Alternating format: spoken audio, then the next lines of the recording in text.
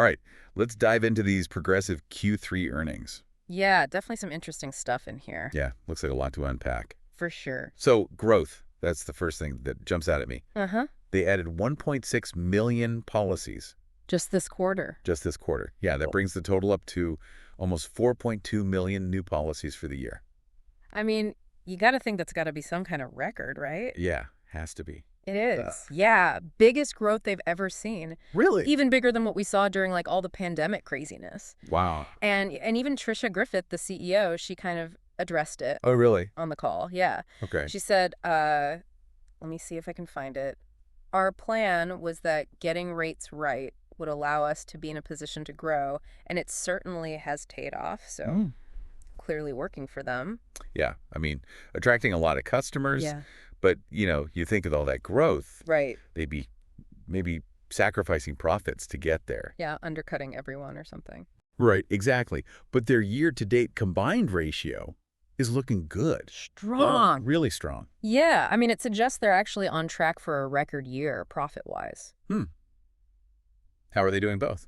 Well, I mean, the combined ratio is something to really keep in mind. I mean, Okay. a good combined ratio means they're making money on their core business, the underwriting side of things. Gotcha. And Progressive's is really strong. So they're running a tight ship.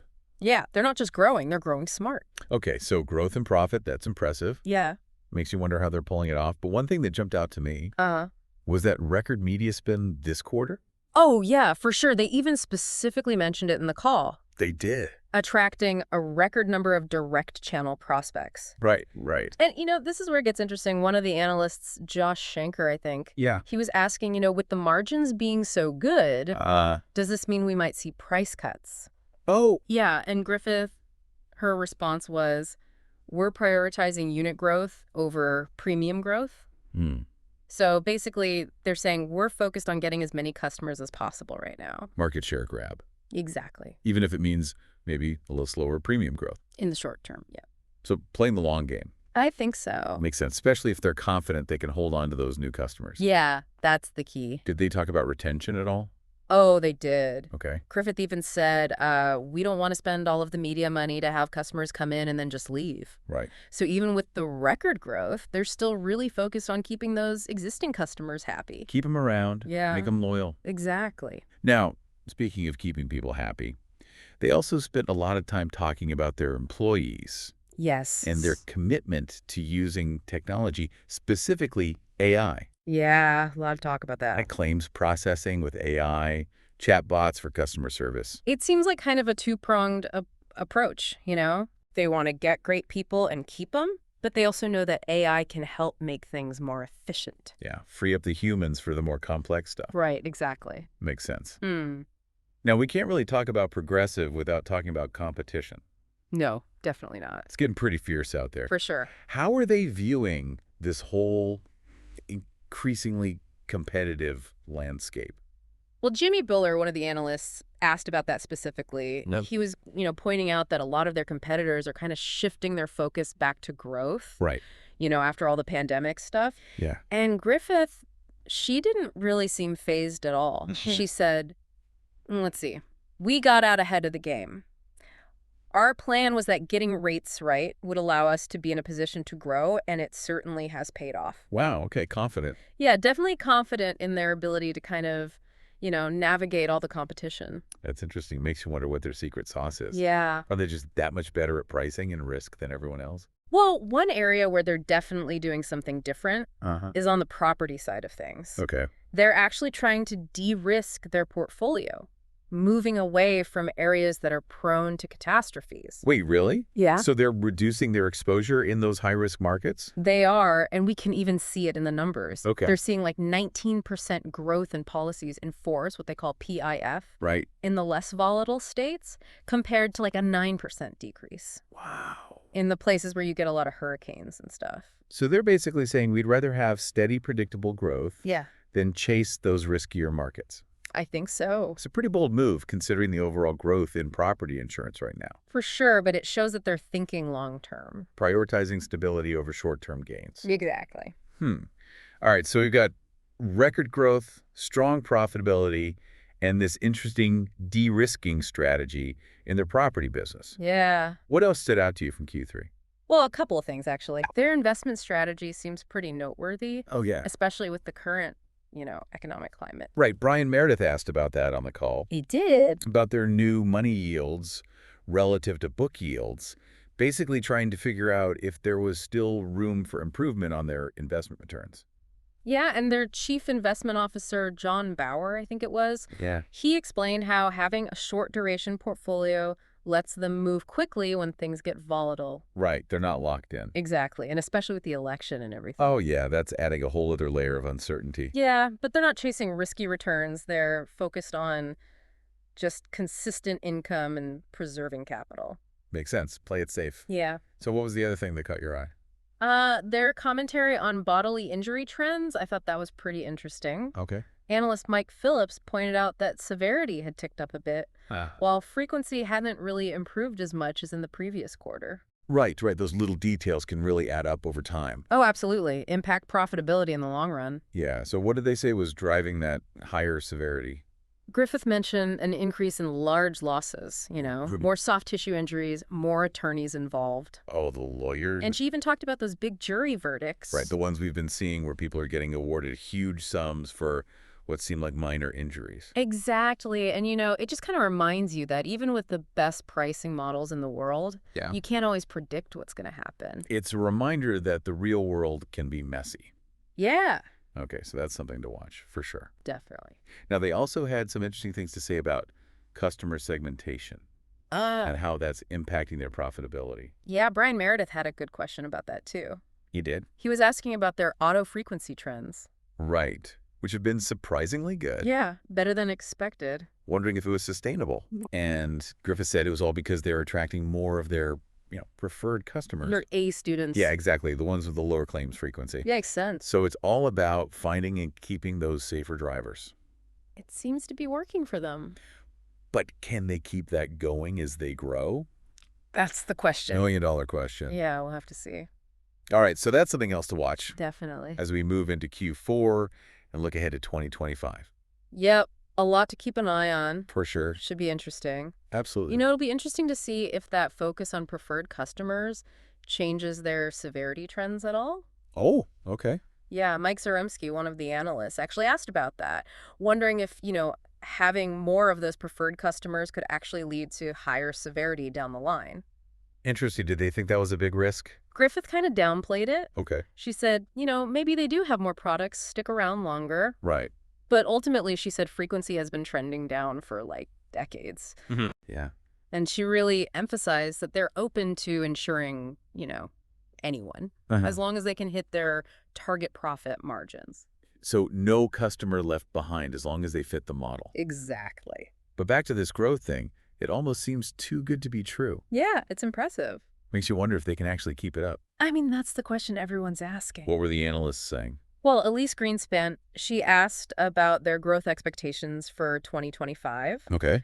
And Griffith, she was super optimistic, even threw out some pretty crazy stats. Oh, really? 117% new application growth on the direct side. Wow. 98% on the agency side. Okay, those are some serious numbers. Yeah, they are. What's driving that optimism? Well, she mentioned their pricing, being in a strong position. Okay. Their staffing levels, and then, of course, all the tech advancements. So they feel like they're firing on all cylinders. It seems like it's... But let's be real. 2024 has been a pretty unique year. Even they admitted that exceeding their growth expectations played a role in their margin outperformance. Uh-huh. Do you think they can replicate this in 2025?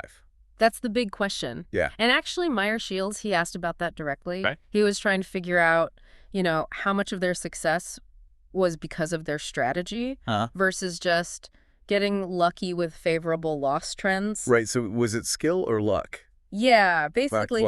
Well, both Griffith and the CFO, John Callahan, I think, Yeah. they both explained that it wasn't like a deliberate decision to, keep margins higher. It was more just, demand was so strong, unexpectedly strong. So they were right in the wave. Yeah, exactly. And they pointed to their flexibility with media spending Okay. and, their ability to kind of adjust to the market quickly. So a little bit of both, good strategy, but also some good fortune. Yeah, I think so. And we can't forget about all those external factors that could come into play. Right, stuff they can't control. Like, remember those hurricanes earlier this year? Oh, yeah, those were rough. Analyst Michael Phillips had a good question about that. He wanted to know if all those totaled cars Uh-huh. actually led to a surge in new policy purchases. It's a good question. Yeah. Surprisingly, though, Griffith didn't think the storms would have a huge impact on PIF growth. Really? She said they checked for inventory issues, Okay. made sure there were enough new cars available. Right. Got to replace those totaled ones. Exactly. People need their cars. They do. And it sounds like Progressive is on top of it, getting adjusters out there quickly. Yeah, got to keep things moving.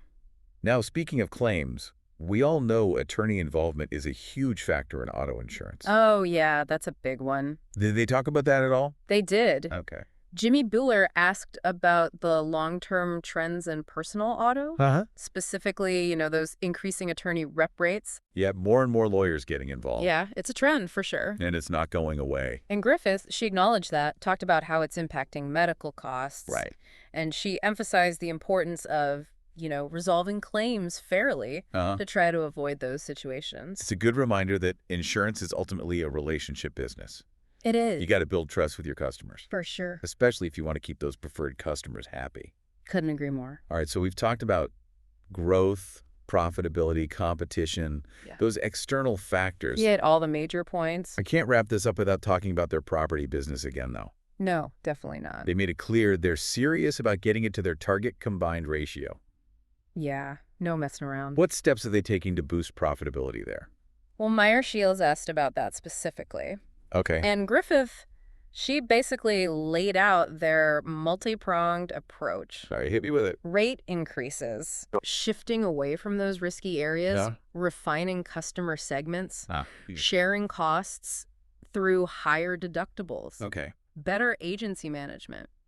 So they're pulling out all the stops. Yeah, a lot of moving parts. But it sounds like they're committed to making it work. They are. It's going to be interesting to see how it all plays out over the next few quarters. Absolutely. Their performance this quarter was stellar. Yeah, no doubt. But the question is, can they keep it up?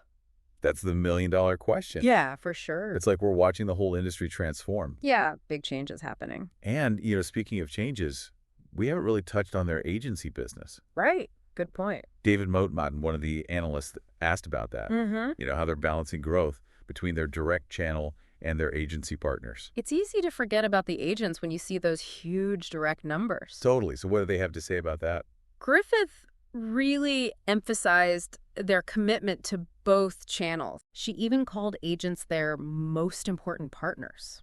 Interesting. She pointed out that while direct is growing faster, they still see a lot of value in the agency channel. Okay. Especially for those more complex products and customer segments. So it's not an either situation? Nope, they're playing both sides. Makes sense. I mean, flexibility is key, right? Oh, yeah. Especially in a market like this. For sure. But, all this growth, all this success, Uh-huh. it's going to come with some challenges, right? Well, I mean, one thing that everyone's thinking about is the competition. Oh, yeah, for sure. A lot of those other companies are starting to catch up. Right. And that could put some pressure on Progressive. Analyst Bob Wong even asked about that, how they'd respond if competitors started spending a lot more on advertising next year. He did. Good question. Feels like we're headed for an ad war. Could be. So what did Progressive say? Griffith, she acknowledged it, the potential for more competition, but she didn't seem too worried. She said, "We manage to our economics," basically saying they're going to stick to their plan. Okay, so they're not going to get pulled into a price war. Sounds like it. But what about those other things, the external factors? Right, the things they can't control. Like natural disasters, inflation, those crazy jury verdicts? Those are always wild cards. You got to think that's keeping them up at night. Well, they are definitely things to watch, but I think their approach to risk management helps. True, they are being proactive. Yeah, like with that property de-risking strategy. Right, they're trying to get ahead of those unpredictable risks. Exactly, but at the end of the day, there's only so much you can do.